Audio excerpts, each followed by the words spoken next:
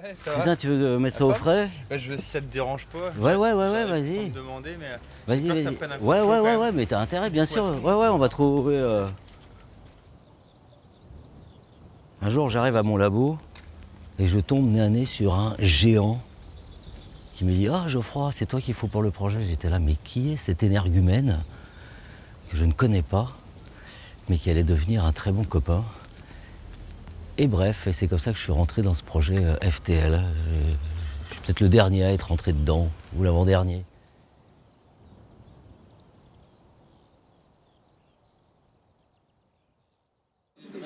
Il faut que je raconte la vérité.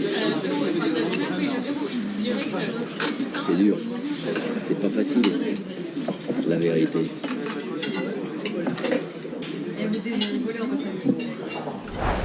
Eh ben, on y va par où? On y va? Je prends une bière et on y va? Ouais, carrément. Bah, je sais pas du tout, on a capacité. Attends, c'est par où le plus beau En même temps, là où je veux t'emmener, il faut qu'on passe par le camping. Il faut qu'on passe par là. Ah ouais, impeccable, je sentais bien le camping. Et me v'là dans FTL. Donc direction le camping. Me v'là liquide. Direction le camping. Donc à potasser sur le territoire. Hop, Google, territoire. Ah, territoire. Toujours référencé avec une notion de groupe. Administratif, le territoire biologique. Par exemple, ceux qui font cuit-cuit sont dans un endroit bien particulier, un territoire. Le territoire des cuit-cuit peut être le même que celui des graou-graou. Voilà, bref, territoire biologique, et puis territoire administratif, des frontières, territoire socioculturel, les teufeurs.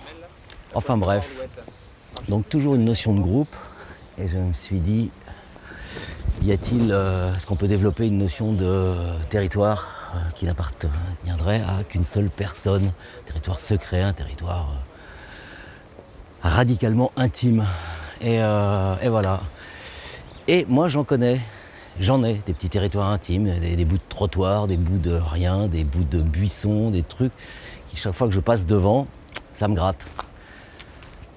Non pas que ça me donne de l'urticaire, mais ça me titille, ça déclenche une émotion, on va dire. Et il y a une petite histoire derrière ça. Il y a une petite histoire de pourquoi ça me déclenche une émotion. Parfois c'est rien, ça n'a même pas trait à une anecdote particulière, mais c'est simplement parce que je connais cet endroit, je sais qu'il est là, et quand je passe devant, j'imagine que je suis un petit peu réconforté. Donc voilà, donc je me suis dit je vais aller voir des gens, je vais aller interroger des gens, les questionner et sur leur petit territoire intime. Et l'idée était donc de faire des photos d'un territoire qui ne se ressemblait à rien, parce qu'il faut évidemment que ce soit des territoires qui ne possèdent aucun symbole visible, qui fasse que tout d'un coup deux personnes pourraient passer devant et se dire ah tiens, je connais cet endroit, il y a un graffiti, il y a un truc, Non, il fallait que ce soit des endroits vraiment absolument anonymes, anodins, banals, devant lesquels on pourrait passer 100 fois et sur lesquels on n'aurait rien à dire. Si ce n'est que c'est banal, c'est un anti panorama. Alors lui, il a vraiment l'air, je trouve, d'un animal dans un imperméable quand il sort de l'eau, tu vois, il a ce truc, tu sais, mais... Ça fait chien de mer un peu, je trouve. Ça a une gueule de clébard. Ouais, c'est une gueule de clébard. Ouais, t'as raison. Et quand tu vois les crocs, tu sais, c'est carrément comparable à un... Putain, mais je sais pas comment le photographier, ce truc. J'essaye des... C'est vrai que surtout qu'avec ce temps-là, c'est pas forcément facile là pour... si tu veux pas faire un truc carte postale...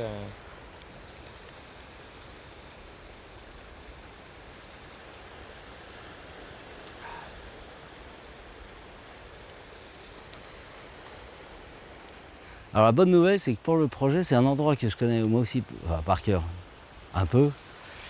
Et à chaque fois, c'est un des endroits que je suis pas arrivé à bien photographier. Ok, à ton goût, quoi, ouais. Non, Okay. c'est marrant, donc c'est bien, donc je vais avoir du mal à faire... Eh ben tant mieux alors. Donc ça va être plus facile de faire une mauvaise photo.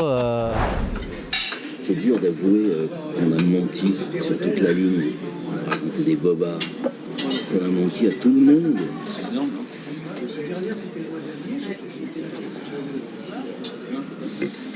Mais je mentais parce que je racontais des trucs total bidons. Mais ça a un peu existé. À chaque histoire, je raconte un truc qui moi, me concerne. À vrai dire, j'ai inventé des histoires qui pourraient sont tout aussi vraies que si elles l'avaient réellement été. Hein. J'ai décidé à un moment donné que mon projet serait différent et j'en ai pas fait part à Paul Lombel. Je pense que j'ai dû mentir parce que j'ai pensé au début que ce que je faisais n'était pas bien. J'ai menti parce que j'y arrivais pas, ça marchait pas, c'était foireux, mon plan était foireux, j'avais vendu un truc foireux. Mais parce que dans le fond, ça me faisait chier d'en parler à Paul Lombel. Parce que quelque part, je crois qu'il me faisait un peu chier, Paul Lombel.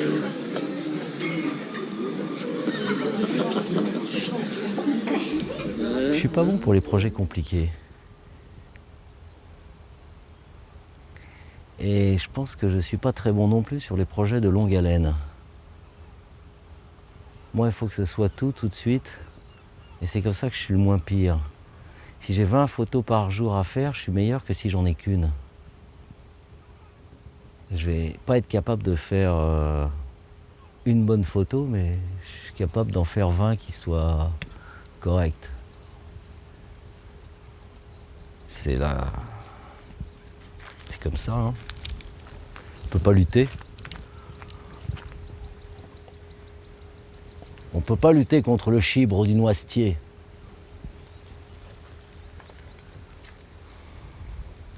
Mais qu'est-ce qui m'énervait, avec leur plan carte postale. Ah, va. Ouais, papa. Mais c'est cool qu'on ait fait ça avec Nico. Mais il m'a quand même sorti le truc, c'est là où, tu vois, j'ai envie... je vais foutre les cendres de mon chien et les miennes. Donc c'était forcément l'endroit...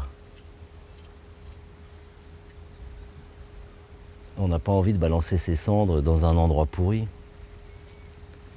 Et ça n'a pas loupé, on est arrivé à la queue de la comète.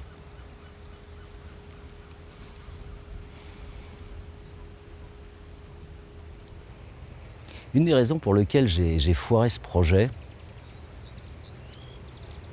mais le fait de l'avoir foiré a fait que c'est une de mes photos que le Seuil a pris pour faire la couve du livre. Donc la question c'est, est-ce que j'aurais préféré réussir mon projet ou considérer que je l'avais réussi et j'aurais jamais eu la couve, parce que j'aurais fait une photo banale devant laquelle on aurait pu passer 100 fois et être incapable de la décrire dans les secondes qui suivent. Ou je foire et j'ai la couve du bouquin. Je suis pas mécontent d'avoir la couve du bouquin. Donc on va continuer à foirer le projet. Bah, c'est bien parti pour, hein, parce que la photo de Nico, ça va pas être ça encore. Et voilà, foiré de bout en bout. Quelle misère. Ah putain, quelle misère.